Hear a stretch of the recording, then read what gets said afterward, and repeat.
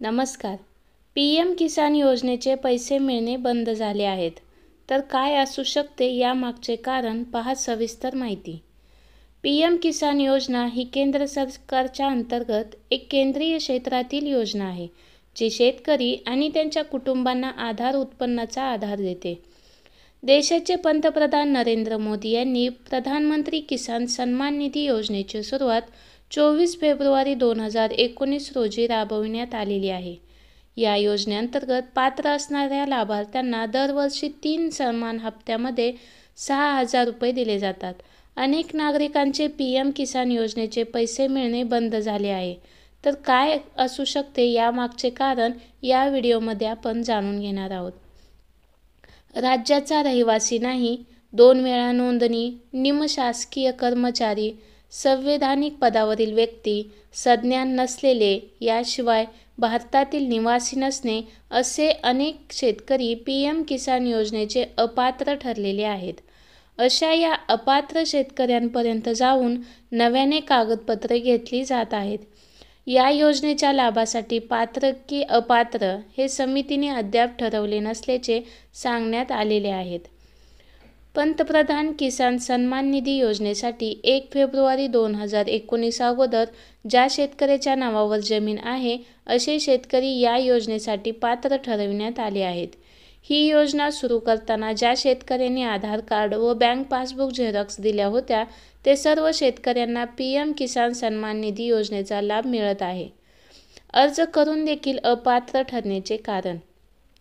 अनेक शेतकऱ्यांनी सुरुवातीला अर्ज केला होता, परंतु बँक पासबुक आणि आधार कार्ड दिले नव्हते. गाव पातळीवर तलाठी, कोतवालांनी वारंवार मागणी केल्यानंतरही शेतकऱ्यांनी दिलेले नव्हते. पण ज्यावेळेस राज्य शासनाने प्रतिवर्ष 6,000 रुपये जाहीर करण्यात आले, त्यावेळेस राहिलेल्या शेतकऱ्यांनी आधार कार्ड आणि बँक पासबुक देण्याची तयारी दर्शवली. कागदपत्रे दिली, पण मात्र महसूल कृषी खात्याकडून तपासणी करण्यात आली. त्यावेळी वेगवेगळ्या कारणामुळे शेतकरी या योजनेसाठी अपात्र ठरले आहेत. या अपात्र ठरलेल्या शेतकऱ्यांच्या याद्या गाव पातळीवर कृषी सहाय्याकडे तपासणीसाठी देण्यात आल्या आहेत. शेतकरी कोणत्या कारणामुळे ठरत आहेत अपात्र?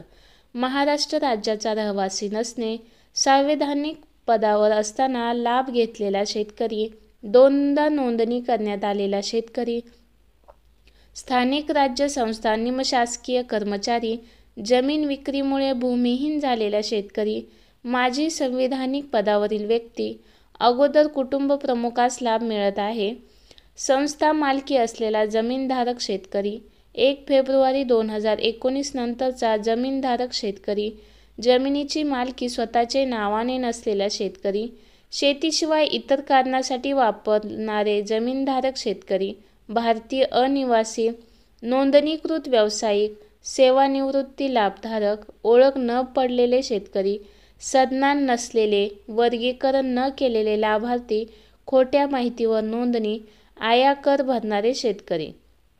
तपासणी सुरू.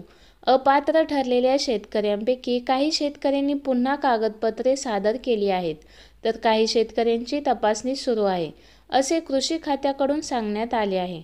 कृषी आयुक्त कार्यालयाकडून तपासणी झाल्यानंतरच पात्र किंवा अपात्र दिले जाणार असल्याचे सांगण्यात आले आहे. अपात्र ठरलेल्या याद्या गाव पातळीवर पाठवण्यात आल्या आहेत.